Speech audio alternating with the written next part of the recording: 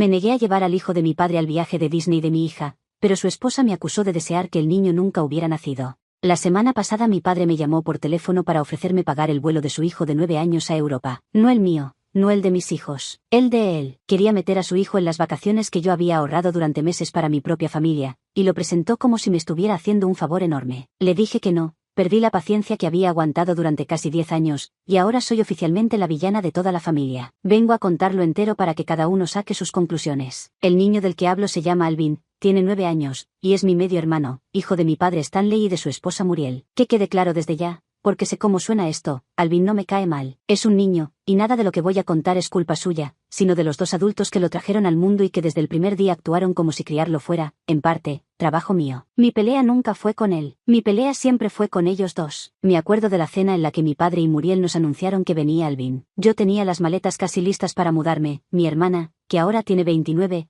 también estaba con un pie fuera de la casa, y mi padre llevaba meses con esa cara de hombre al que se le vacía el nido. Esa noche, entre el postre y el café, soltaron la noticia, y Muriel, que siempre quiso un bebé, lo dijo mirándonos a mi hermana y a mí con una sonrisa que en ese momento no supe leer. Después la entendí. No era solo la sonrisa de una mujer embarazada, era la sonrisa de alguien que ya tenía un plan, y en ese plan estábamos incluidas nosotras dos sin que nadie nos hubiera preguntado. Que tuvieran a Alvin era su derecho y su decisión, allá ellos. El problema fue la expectativa silenciosa que vino pegada, esa que nunca pactamos. La primera señal clara llegó cuando Alvin tenía apenas unas semanas. Muriel me llamó un martes a la noche, agotada, para preguntarme a qué hora podía pasar al día siguiente a quedarme con el bebé, como si ya estuviera arreglado, como si yo fuera parte de un calendario de turnos que nadie me había mostrado. Le dije que tenía trabajo, y se hizo un silencio del otro lado, de esos silencios que dicen más que un grito. A partir de ahí, esa llamada se repitió en 1000 variantes durante años. Ellos asumían, sin preguntar jamás, que mi hermana y yo íbamos a ser cuidadoras de verdad, niñeras de guardia, personas a las que se les deja al niño y se les exige disponibilidad. No hermanas que lo quieren y lo cuidan de vez en cuando con cariño. Eso habría sido lo más natural del mundo y yo encantada. Hablo de algo mucho más pesado, un trabajo a tiempo parcial sin sueldo y sin que nadie lo hubiera consultado. Las dos dijimos que no desde el principio, con claridad, y ahí empezaron las peleas, porque para ellos nuestro no era un capricho de hijas malagradecidas, no una respuesta legítima de dos adultas con su propia vida. Esas peleas fueron carcomiendo mi relación con mi padre de a poco. Cada negativa mía era una decepción para él, cada vez que no podía cuidar a Alvin era una traición. Y Muriel, que es de la que más cuesta hablar sin que se me note el fastidio, se enojó conmigo de una forma personal, profunda. Para ella yo me negaba a ser su apoyo, así lo decía, como si yo le hubiera firmado un contrato de copropiedad de su hijo y lo estuviera incumpliendo. Nunca firmé nada. El bebé era de ellos, pero en su cabeza yo era la mala hija que le daba la espalda. La cosa se puso peor cuando me quedé embarazada de mi primer hijo, Sam, que ahora tiene 8 años. Alvin todavía era un bebé en ese momento. Uno pensaría que la noticia de un embarazo en la familia se recibe con alegría. Muriel lo recibió casi como una ofensa, porque un bebé propio significaba que yo iba a tener todavía menos tiempo y menos ganas de ayudarla con el suyo, y eso la puso furiosa. Mi embarazo, para ella, no era una buena noticia. Era la confirmación de que su niñera gratis se le escapaba para siempre. En lugar de felicitarme, lo que recuerdo de esa época son sus comentarios pasivos, sus caras largas, sus indirectas sobre lo conveniente que era para mí desaparecer justo cuando ella más me necesitaba, como si yo hubiera planeado mi propia familia con el único objetivo de fastidiarla a ella. Así de crudo, aunque suene horrible decirlo, esa fue su reacción a que yo fuera a ser madre. Ni una sola vez pensó que tal vez yo tenía derecho a construir mi vida, a tener mis propios hijos, a ser madre de los míos en lugar de cuidadora del suyo. La casa de ellos hoy es un lugar del que prefiero mantenerme lejos, y no por capricho. Las cosas no están bien ahí. Alvin no se porta bien, y lo digo sin culparlo, porque un niño se porta como lo crían. Mi padre nunca fue lo que se dice un padre presente, aunque tengo que reconocer que con Alvin está un poco más atento de lo que estuvo con nosotras. Supongo que la culpa hace eso. Y Muriel, que tanto quería un bebé, mientras más crece Alvin más pierde el interés en criarlo. El bebé que tanto deseaba se convirtió en un niño de verdad, con necesidades de verdad, y eso ya no le resulta tan encantador. Es un patrón triste de ver. Lo que nunca, jamás, cambió, es la insistencia en que yo ayude. Hasta el día de hoy, cada vez que necesitan una niñera, el primer teléfono que suena es el mío. No el de una niñera profesional, no el de otro familiar, el mío. Y eso que saben perfectamente que casi nunca puedo, porque tengo 2 hijos propios, un trabajo y una vida. No importa, llaman igual, primero a mí, siempre, como si mi negativa de las últimas 100 veces fuera a transformarse mágicamente en un sí a la vez 101. Con los años fueron cambiando de estrategia, y casi todas las estrategias nuevas tienen que ver con mis hijos, Sam y Katie, que ahora tiene 4. La idea es que si logran pegar a mis hijos con Alvin, entonces yo quedo enganchada por arrastre. Mis hijos, para que quede claro, no se llevan bien con Alvin. Y no es por falta de intentos de mi padre y de Muriel, todo lo contrario, ellos empujan sin parar. El problema es justo ese empuje forzado, que los niños huelen a kilómetros. Probaron de todo, y cada cosa era más descarada que la anterior. Organizaban lo que llamaban juntas para que jueguen, que sonaba de lo más tierno hasta que entendías la mecánica. En la práctica, Muriel aparecía en mi casa con Alvin y su mochila, me lo dejaba con un beso en la mejilla y un te lo encargo, y se iba de compras o a un café tan tranquila, a veces por horas. Una vez llegó a dejármelo casi mediodía, y cuando volvió ni siquiera me dio las gracias, me preguntó si Alvin había comido bien, como si yo fuera la niñera reportando el turno. O sea, no eran juntas de juego,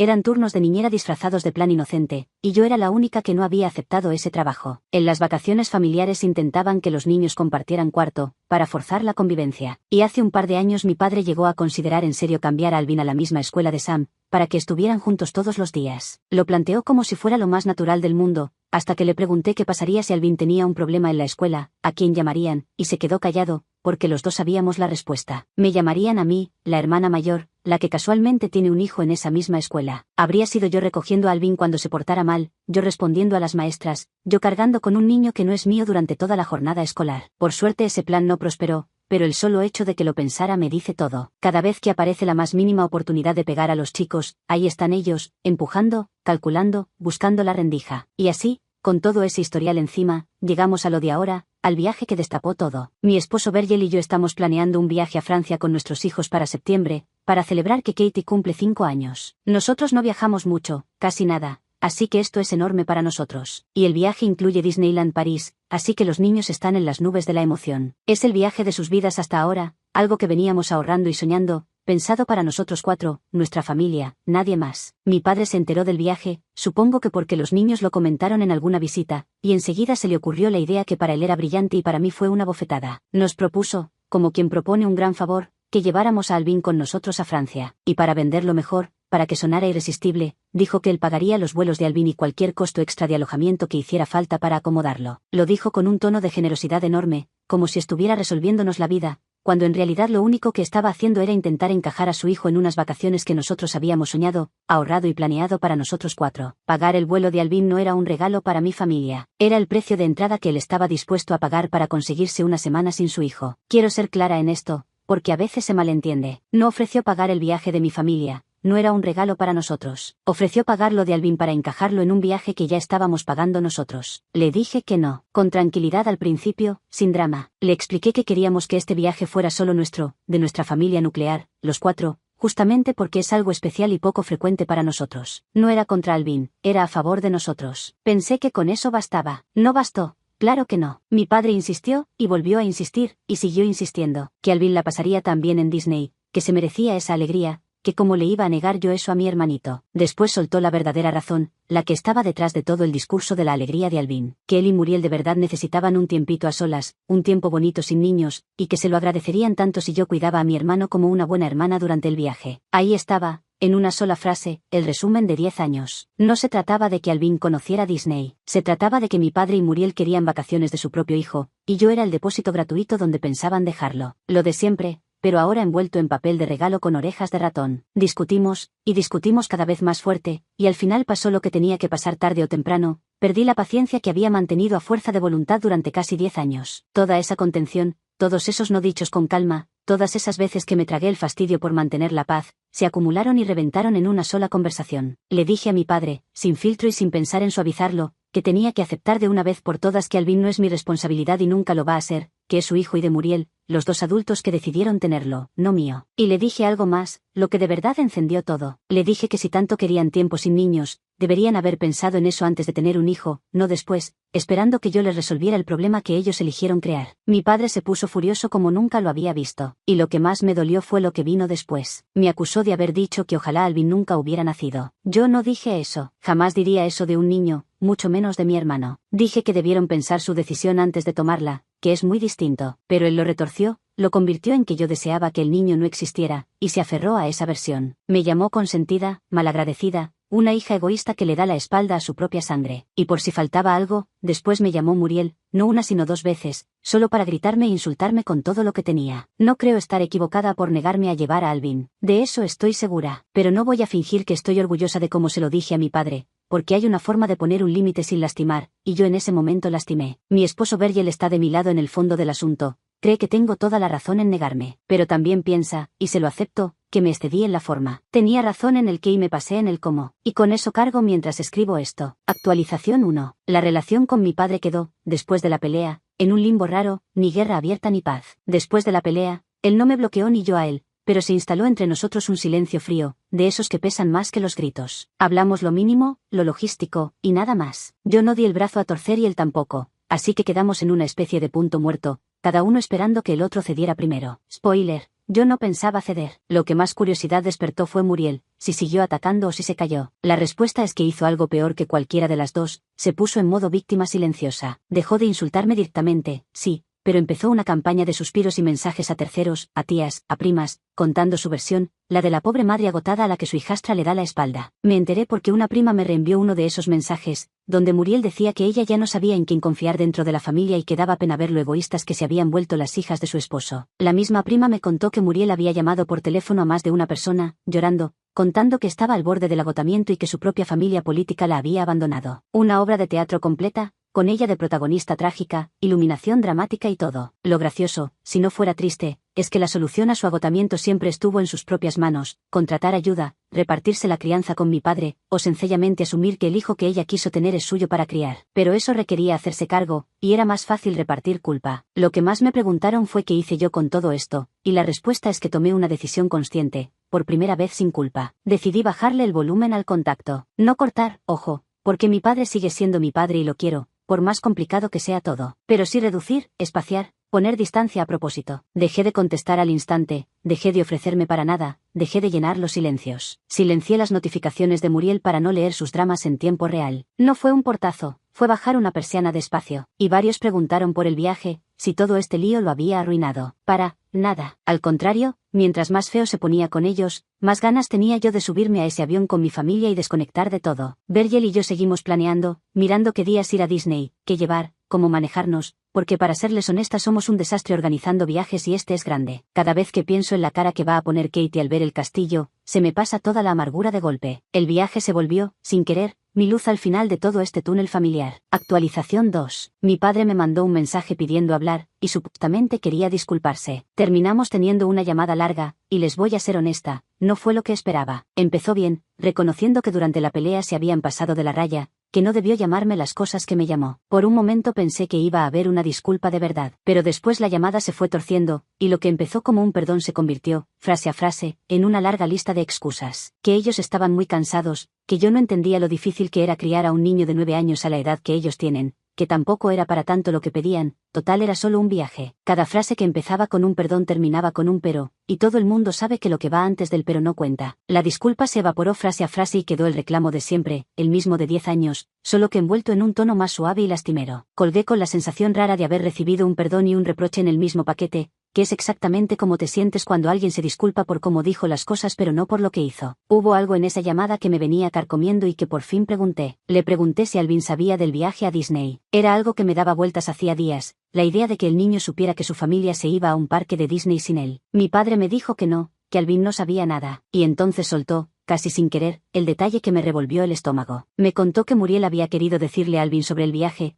contarle que nosotros íbamos a Disney y que nos negábamos a llevarlo. A propósito, para que el niño se pusiera triste y así presionarme a mí con la culpa. Mi padre, hay que reconocérselo, se negó a eso, le dijo a Muriel que era cruel y que no servía de nada. Pero el solo hecho de que ella lo hubiera propuesto me dejó helada. Estaba dispuesta a usar la tristeza de su propio hijo de 9 años como herramienta de chantaje contra mí. Mucha gente me preguntó qué hice después de esa llamada, y la verdad es que ahí terminé de poner el límite en serio. Le dije a mi padre que iba a necesitar espacio, espacio real, no de unos días. Le dije que la forma en que me habían tratado fue inaceptable, que las 2 llamadas de Muriel para insultarme no se las iba a olvidar, y que si no había cortado el contacto por completo era únicamente por el amor que le tengo a él, aunque le sorprenda, también a Alvin. Le dije con todas las letras que me daba asco la manera en que su esposa me trataba a mí y a mis hijos, y que estaba agotada de que dieran por hecho que yo iba a dar vuelta a mi vida para resolverles la suya. Sobre mi hermana, que también me la nombraron bastante, les cuento qué opinaba ella de todo esto. Mi hermana, la de 29, está completamente de mi lado, y no es casualidad,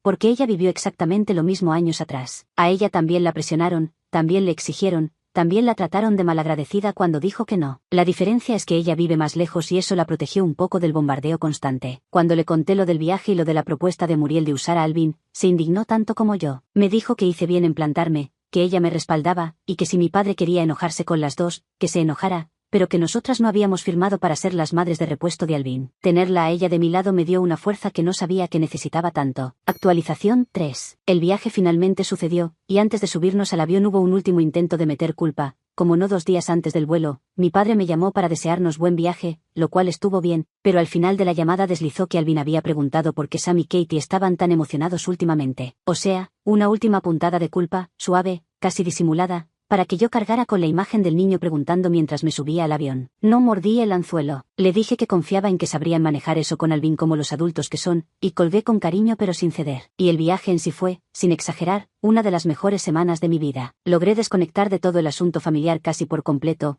que era justo lo que necesitaba. Disneyland París con 2 niños chiquitos es agotador y mágico en partes iguales. Vi a Sam, que con sus 8 años ya se hace el grande, volver a ser un niño pequeño frente a los personajes. Y a Katie, mi cumpleañera de 5, la vi literalmente sin palabras frente al castillo, con la boca abierta, agarrándome la mano tan fuerte que me la dejó marcada. Le brillaban los ojos de una forma que no le había visto nunca, y en ese instante todo, absolutamente todo lo demás, dejó de importar. Las peleas, los insultos de Muriel, el silencio de mi padre, todo se volvió pequeño al lado de esa carita. Esos momentos no tienen precio, son la razón por la que ahorramos durante meses, y pensar que estuve a punto de dejar que el drama familiar me los empañara, que casi cedo a la presión y meto en el medio a un quinto pasajero para que mis padres descansaran, me da escalofríos. Hice bien en proteger esto. De eso no me queda ninguna duda. Algunos me preguntaron si mis hijos, en algún momento, sintieron algo del conflicto con Alvin, si preguntaron por él o si notaron la tensión. La verdad es que no, y lo cuidé mucho. Sam alguna vez preguntó por qué Alvin no venía, y le respondí con naturalidad que este viaje era solo para nosotros 4, que era especial por el cumpleaños de su hermana, y se quedó tranquilo con eso, sin más vueltas. Los niños aceptan las cosas simples cuando se las dice sin angustia. No hubo ni rastro de culpa ni de tensión en ellos durante toda la semana, y eso para mí fue una victoria silenciosa,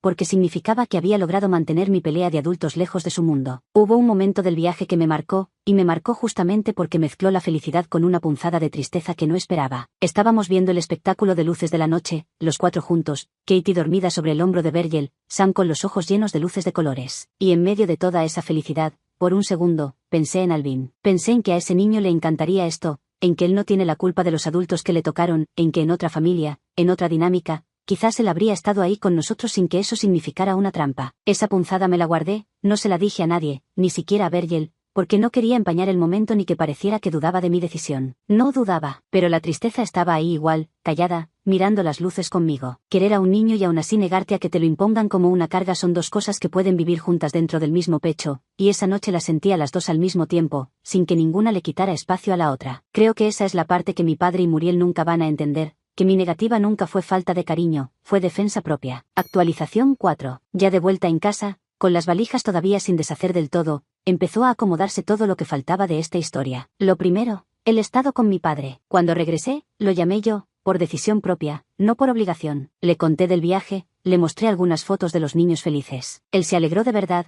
y por un rato fuimos casi como un padre y una hija normales. Pero la sombra de todo lo anterior sigue ahí, no desapareció porque yo haya vuelto a llamarlo. La relación existe, pero ahora tiene un techo, un límite claro que antes no tenía. Antes mi padre tenía acceso ilimitado a mi culpa, sabía qué teclas tocar para hacerme ceder, y las tocaba todas. Ahora esas teclas ya no responden. Lo quiero, lo voy a querer siempre porque es mi padre y porque dentro de todo este desastre hay recuerdos buenos que no pienso tirar a la basura. Pero lo quiero de lejos, con la mano en el freno, y creo que esa es la única forma en que puedo quererlo sin que la relación me termine destruyendo a mí o a mi familia. Hay amores que solo sobreviven a cierta distancia, y el mío por él es uno de esos. Mucha gente me preguntó si Alvin terminó enterándose de algo, y sí, en parte. Por lo que me contó mi padre, Alvin supo que habíamos ido a Disney, no por Muriel maquinando, sino simplemente porque los niños hablan y las cosas se saben. Y la reacción de Alvin, según mi padre, no fue de rencor, fue de tristeza simple, de niño. Preguntó por qué no lo habían llevado, si había hecho algo malo. Eso me dolió, no les voy a mentir, porque el niño no hizo nada malo. El niño nunca hizo nada malo en toda esta historia. Le pedí a mi padre que le dejara claro a Alvin que esto no era contra él, que los adultos a veces tienen cosas entre ellos que no tienen nada que ver con los niños. No sé si lo hizo, pero lo pedí. Hubo una conversación con mi padre que me dejó dándole vueltas durante días. En medio de una de nuestras charlas, con la voz quebrada, me preguntó algo a quemarropa. Me preguntó si yo amaba a mi hermano. Así, directo, sin rodeos. Si amaba a Alvin. Lo preguntó esperando, creo, una de dos respuestas simples. O un sí rotundo, de esos que lo dejaran dormir tranquilo pensando que en el fondo la familia se quiere y todo se arreglará. O un no, frío y seco, que le confirmara que yo era el monstruo sin corazón que Muriel llevaba años pintando en sus llamadas de víctima. Esperaba blanco o negro, porque blanco o negro es más fácil de procesar. Pero la verdad mía no es ni una cosa ni la otra. No pude darle ninguna de las dos respuestas que esperaba. Le dije la verdad, que es incómoda justamente porque no cabe en un sí ni en un no. Le dije que si quiero a Alvin, que me importa, que me duele verlo en el medio de esto. Pero también le dije que querer a un niño no es lo mismo que aceptar ser su madre, y que ellos llevan años confundiendo a propósito esas dos cosas. Le dije que mi amor por Alvin es el de una hermana que vive su propia vida, no el de una segunda madre de guardia, y que el hecho de que yo no quiera criarlo no significa que no lo quiera, significa que entiendo cuál es mi lugar y cuál no. Esa distinción, que para mí es tan clara, es la que ellos nunca quisieron ver, porque ver esa distinción los obligaría a hacerse cargo ellos mismos. Sobre Muriel,